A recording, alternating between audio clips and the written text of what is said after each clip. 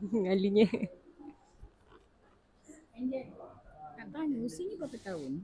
Saya Cik. Saya 24. 24. Comel ni. Cantik pada awet muda tu sama. Macam mana kau nak jaga badan kurus gini? Cantik. Hari-hari kena lari Cik. Exercise kena lebih. Ni anak dengan bapa macam kawan ni. Sekejap lagi tinggi. Pak, ni pun dia dah anak dia yang nombor 1 ni pun dah lebih saya Cik. Tingginya. Tinggi Acik nak tanya boleh? Nak interview sikit. Acik nak tanya, Acik yang lepas beli dekat Hafiz Enterprise tahun bila? Dah lupa lah. Cuma tengok rumah tu, ini ya dekat Fizan Long Nama sana. Tak ingat lah. Ini kan tengah popular kursi yang hijau tu, yang bantal tilam tu Debit Acik, debit? Debit yang itu. Satu kan? Yap. Lepas tu beli sideboard. Acik ada beli sekadar orang kan? Itu. Saya tengok macam suka pula. Sampai sekarang barangnya okey ke tak okey? Alhamdulillah.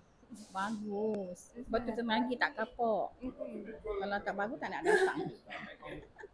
Sebab bagus lah. Anak pun dah dapat rumah nak datang sini. Belilah. Anaknya ni? Rumah baru Acik? Dia rumah baru. Yang ni semua sol lah Acik kan? Ya, ni semua beli.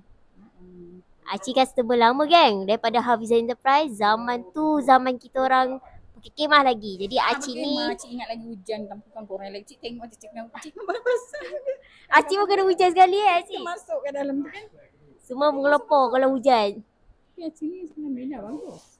Lepas tu cik tadi nak keluar dari kereta nampak. Ni tempat lama. Anak baru sini mak. Besar tempat ni. Ini pun kalau Acik perasan yang kat depan tu, Bos Ijan tengah buat car wash untuk customer. Macam nanti kalau ada kata nanti Acik free kan. Car wash dah siap, Acik boleh parking kat situ. Kita ada buat servis car wash untuk customer. Betul boleh dengar. Kalau buat kereta, boleh servis car wash. Cuma je untuk customer kita. Cuma bang, jangan main.